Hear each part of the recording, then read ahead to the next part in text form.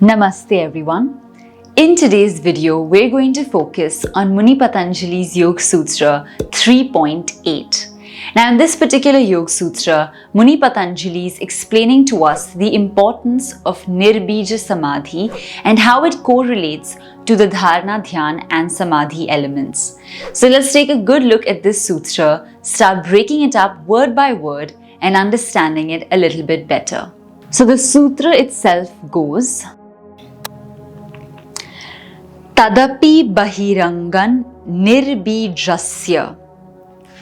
Alright, so that is the sutra itself.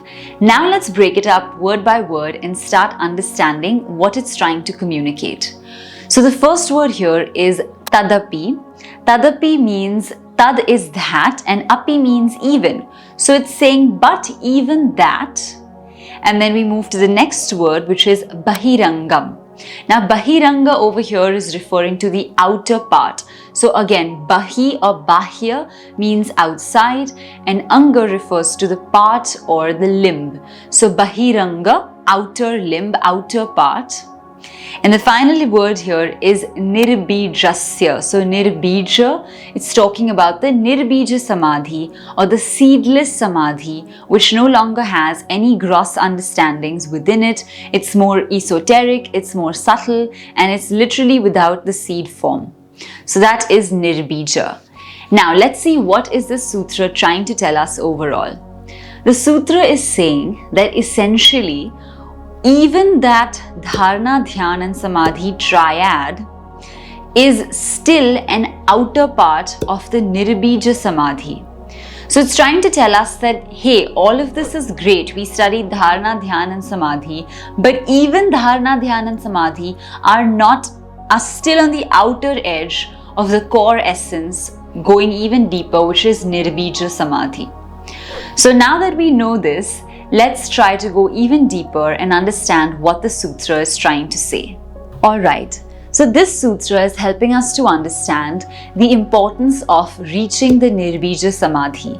And this is really important because usually as yoga sadhaks or practitioners, once we get comfortable with the process of meditation and dharana, dhyan and maybe even samadhi start coming into our range of ability, we may get a little bit overconfident and think that yes, we have mastered the practice of yoga sadhana, we're in it, we're doing it.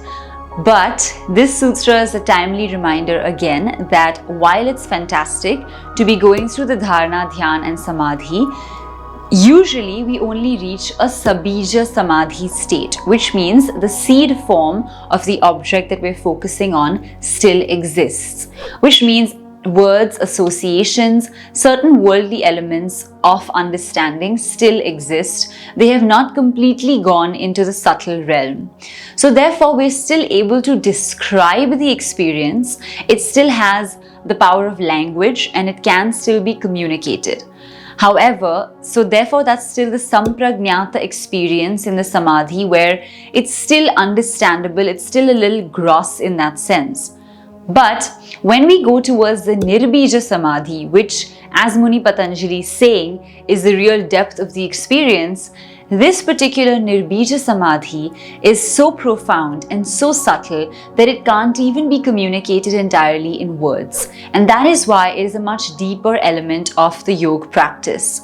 This Nirbija Samadhi also culminates into the Dharmamegha Samadhi, which is known as the highest form of Samadhi. So a very important thing to remember is we understood that Dharana has a lot of stages. We understood that Dhyan also has quite a few stages.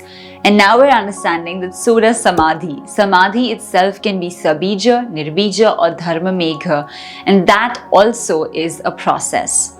The difficult part is that these are all internal processes and therefore putting them into words or communicating their experience accurately is a bit challenging because words are a limited medium and it is really difficult to communicate exactly what is happening in those stages. Therefore, Muni Patanjali through this sutra is just trying to draw our attention to the fact that, even though dharana, dhyan and samadhi, usually sabija samadhi, are important, they're not even close to how important Nirbija Samadhi is. They're still on the outer realm, whereas Nirbija Samadhi is the true essence. That's the goal, that's the core, that's where we need to work towards. So this sutra is again just guiding us, giving us some direction, telling us, just reminding us what's the important thing here. Like, you're studying a lot of concepts, but here's what is really, really important. And on a practical, personal level, I will say that Nirbija Samadhi is something that usually very, very sincere, dedicated yoga sadhaks attempt. For us hybrid modern yoga sadhaks, it would be a bit challenging, not impossible, but challenging to work towards that aspect. However, since the Yoga Sutras are psycho-spiritual in nature, they're guiding us into that direction, they're guiding us in that realm, and they're encouraging us to work towards Nirbija Samadhi, so we don't forget in our, excitement of Dharana, Dhyana and Samadhi, we don't forget that this one is equally important, if not more, and we need to focus on it because it's the core essence and the triad is still outside it. So this is the meaning of this particular Sutra 3.8. I hope you've been able to understand the Sutra. Now, if you have any thoughts, comments or suggestions, please leave them in the comment section below.